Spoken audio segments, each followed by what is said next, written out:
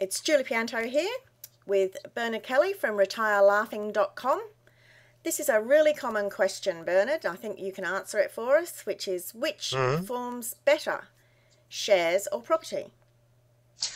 Well, yeah, thanks, Julie. It is a very common question, but the answer actually is it's not as straightforward. Actually, of course, statistically, if you look back over the last, say, 15 years, the statistics for the growth in property investments and the statistics for growth in shares continue on up at the same rate. However, in the real world, the banks will lend you 95% to invest in property, but only 60%, that's two-thirds, to invest in shares.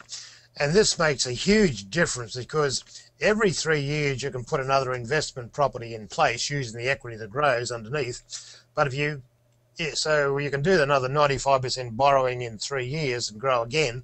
But if you do in 3 years do your second update for your portfolio, you can only borrow another 60% on that portfolio. So as the years go by, you're falling further and further behind.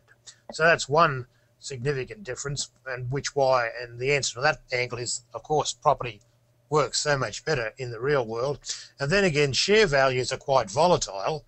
And then the third problem is companies do go bankrupt and disappear.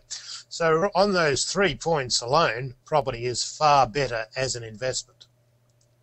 Well, that's amazing. I wasn't aware of the fact that you could only borrow 60% for shares, whereas you can borrow 95% for property. That's amazing. The explanation is that we get most of our awareness from journalists and the media, and while they often talk about how much you can borrow to put a house away when you want to borrow to put a property investment away, or borrow for your first home buyers and all the rest of it, they never talk about the detail of how you can borrow to grow a share portfolio. It's not really something that they focus on. No, well, that's certainly true.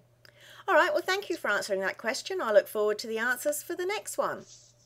Okay.